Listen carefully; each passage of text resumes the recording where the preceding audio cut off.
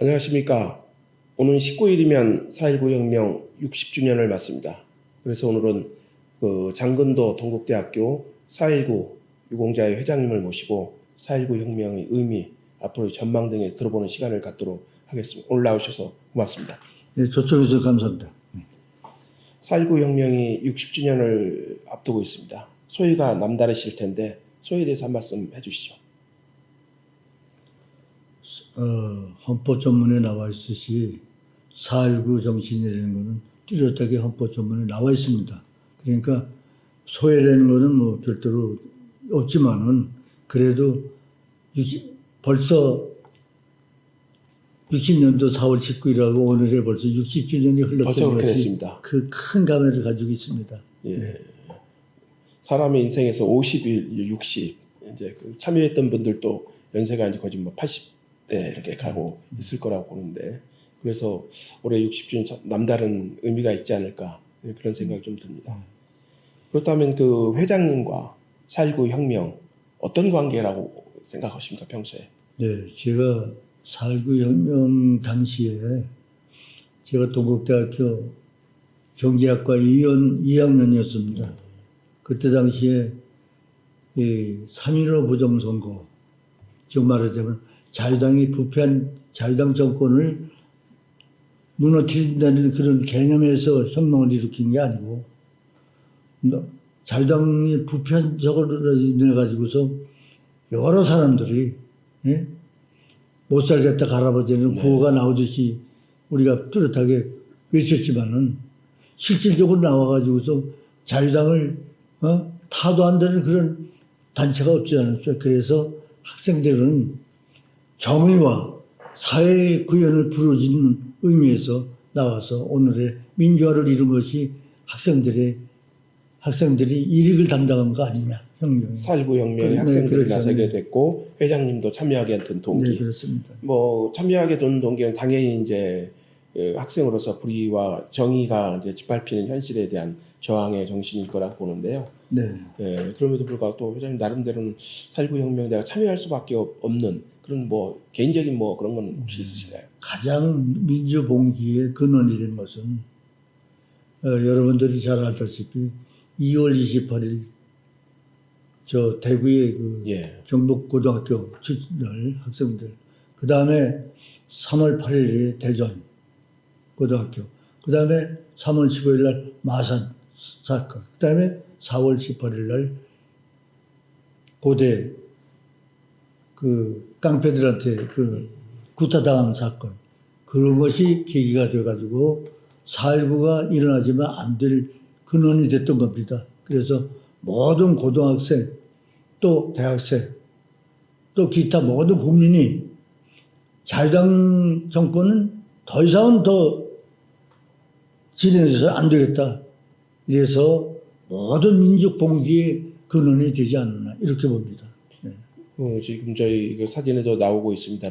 수일이 4.19 묘지죠. 네. 그래서 그 4.19 혁명에 참여했다가 수많은 사람들이 다치고 사망하고 이제 그런 과정을 통해서 오늘 우리 대한민국의 민주화의 그 시발점을 갖는 게 4.19 혁명이지 않았는가 이제 그런 생각이 드는데요. 오늘의 입장에서 본다면 4.19 혁명 우리가 어떤 입장에서 좀 받아들여야 될까요?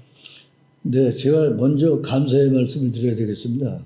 우리가 4.19 묘지가 저렇게 구성이 되어가지고서 오늘날의 빛을 본 것은 김영삼 대통령님이 이루는 거예요. 역사입니다, 저게. 그분이 아니었었으면 어떻게 우리가 미래 세계에 저렇게 편안하게 누울 수 있습니까? 다만 우리만 저기에 누워있을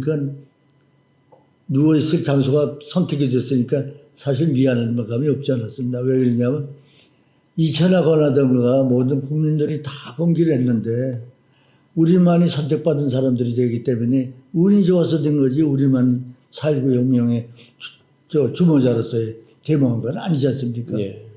그런 점이 좀 추가 보상 문제가 좀 아쉽다는 거 하나 하고, 두 번째는 지금 현재 진행되고 있는 룰이 남편이 죽으면 당연히 부인이 들어올 수 있는데 부인이 먼저 죽으면은 딴 데서 있다가 나중에 들어와 가지고서 합장한다는 거는 이건 불합리하고 모든 경제적으로 소비가 되는 거죠. 이런 거는 조금 시정이 되어야 하지 않겠냐. 누가 먼저 결정한다라도 그것이 현재 룰대로 그대로 이루어지는 것이 바람직한 거 아니냐. 이렇게 저는 생각을 하고 있습니다. 제가 봐도 이제 국가유공자로 이제 그 지정이 돼가지고 이제 돌아가시면 국립묘지에 안장하게 되는데 이제 부인이 먼저 죽으면 이제 딴 데 계시다가 네. 이제 이게 본인이 이제 그 안장할 때 같이 이제 하는 그런 번거로움은 있는 것 같더라고요. 그런 네, 부분은 네. 제도적인 측면에서 한번 좀 검토해볼 필요는 있지 않을까 그런 생각이 좀 들어요. 네, 그렇게 해줬으면 얼마나 좋을까 하는 생각입니다.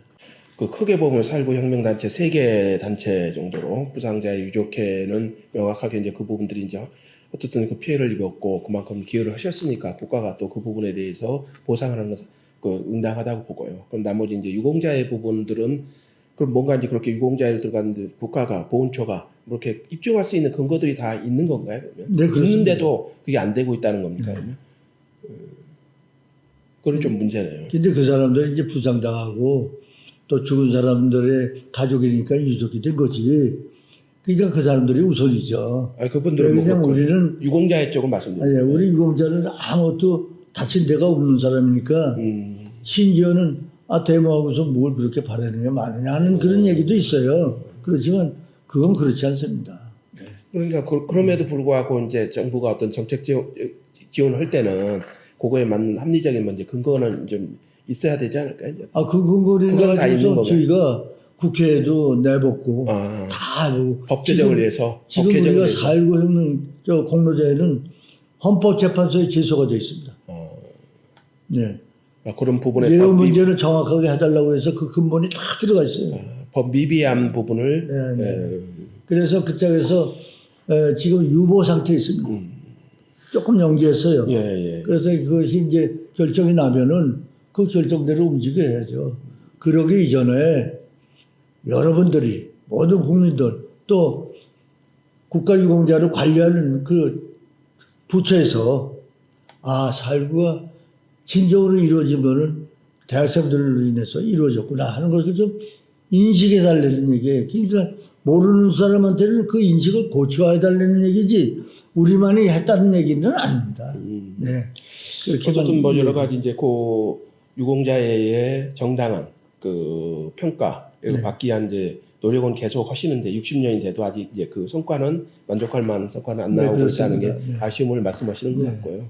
그런 측면에서 이제 이번에 새롭게 이제 출범하는 21대 국회가 그런 이제 요구사항을 좀 담아서 합리적인 좀 안을 좀 만들기를 기대도 되지 않을까요?